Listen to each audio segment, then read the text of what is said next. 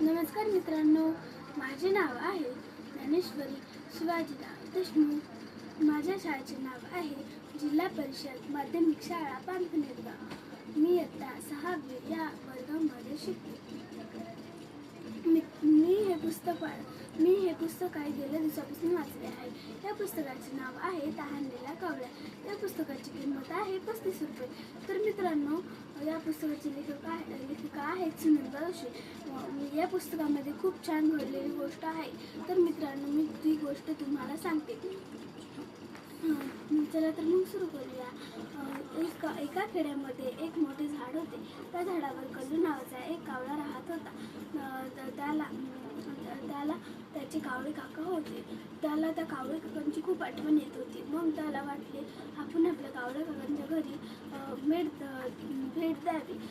त्याचे कावळे काका त्याला खूप चांगला सल्ला देत असत. मग त्याने दुसऱ्या ठरवले आणि मग तो आपल्या कावळे काकाच्या घरी निघाला आणि मग तो गेला आणि मग कावळे काकांना बोलून मग तो आपल्या घरी गावी परत निघाला.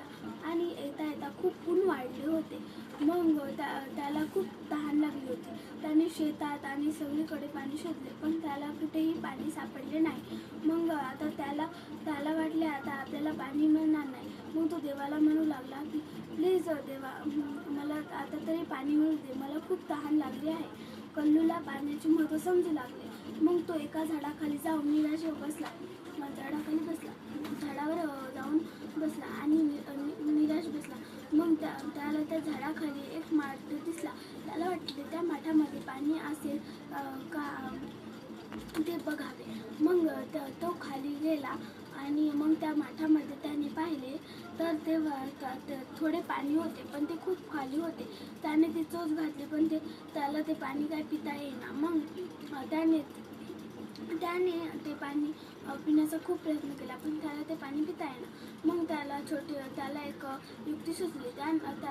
त्याने आपल्या आजूबाजूचे छोटे छोटे दगड गोळा केले आणि छोटे एक दगड त्या माठामध्ये टाकणे सुरू केले. मग त्या माठामध्ये एक दगड टाकले, आपल्या चोचीने एक दगड टाकले आणि मग ते पाणी वर आले. थोडे वर आले की त्याने ते पाणी पिले आणि आनंदाने पाणी पिले. मग धन्यवाद मित्रांनो.